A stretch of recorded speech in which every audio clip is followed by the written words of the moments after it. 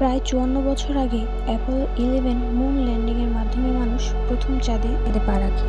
সেই প্রথমবারই মানুষ নিজের চোখে চাঁদের পৃষ্ঠ দেখেছিল, যে চাঁদকে আমরা এতদিন শুধু পৃথিবী থেকে দূর থেকে দেখতাম। এরপর ১৯৭২ সালের পর থেকে আজ পর্যন্ত আর কোনো মানুষ চাঁদে যায়নি। তবে মানুষ আবার চাঁদের খুব কাছাকাছি পৌঁছে গেছে। নাসার আর্টেমিস প্রোগ্রামের অংশ হিসেবে ওরাইন স্পেসক্রাফট চাঁদের খুব কাছে গিয়ে সেটিকে প্রদক্ষিণ করে এসেছে। এই মিশনের মাধ্যমে মূলত পরীক্ষা করা হয়েছে ভবিষ্যতে মানুষকে চাঁদে নিয়ে যাওয়া কতটা নিরাপদ হবে। এই মিশনে তোলা হয়েছে কিছু অসাধারণ ছবি। পৃথিবী ও চাঁদ একসাথে একই ফ্রেমে, চাঁদের পৃষ্ঠের একদম কাছ থেকে তোলা মোট শট, মহাকাশ থেকে পৃথিবীর অবিশ্বাস্য দৃশ্য, এমনকি চাঁদের সেই অংশের ছবিও তোলা হয়েছে যেটা আমরা পৃথিবী থেকে দেখতে পাই না। চাঁদের ফার্স্ট সাইট বা অদৃশ্য দিক, এগুলো আগের যে কোনো সময়ের চেয়ে অনেক বেশি মডার্ন এবং হাই কোয়ালিটির ছবি, যা আমাদের মহাকাশকে নতুনভাবে দেখার সুযোগ করে দিয়েছে। তবে বিজ্ঞানীরা কিন্তু থেমে নেই, তারা নিয়মিত রোবোটিক মেশিনের মাধ্যমে চাঁদের গবেষণা চালিয়ে যাচ্ছে।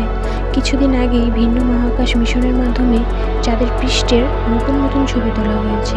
এসব ছবিতে চাঁদের বিশাল গর্ত, পাথুরে ভূমি এবং দক্ষিণ মেরুর বরফাচ্ছন্ন অঞ্চল স্পষ্টভাবে দেখা গিয়েছে। এই ছবিগুলো মূলত বিভিন্ন অরবিটার ও রোভার যেমন চন্দ্রায়ন 3 থেকে পাঠানো হয়েছে।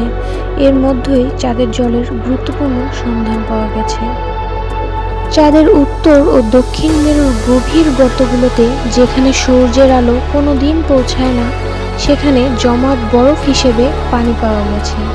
এই আবিষ্কার নিশ্চিত করেছে আইএসআরও, নাসা এবং ইএসএ।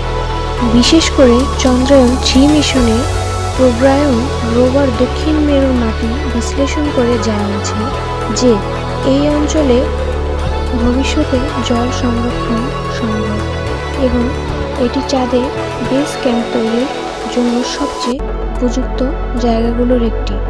আর সবচেয়ে এক্সাইটিং ব্যাপার হলো, নাসার আর্টেমিস প্রোগ্রামের মাধ্যমেই খুব শীঘ্রই মানুষ আবার চাঁদের মাটিতে নামবে এবং ধারণা করা হচ্ছে 2026 কি 27 সালের মধ্যেই নভোচারীরা আবার চাঁদের মাটিতে হাঁটবে। তখন তারা দক্ষিণ মেরুতে গিয়ে বরফের এলাকা নিয়ে গবেষণা করবে, মাটির নমুনা সংগ্রহ করবে এবং ভবিষ্যতে মুন বেস তৈরির প্রস্তুতি নেবে। মানুষ এখনও চাঁদে ফিরেনি, কিন্তু দিনটা আর খুব বেশি দূরে নয়। মহাকাশ বিজ্ঞান নিয়ে আপনার আর কোনো প্রশ্ন থাকলে নির্দ্বিধায় করতে পারেন।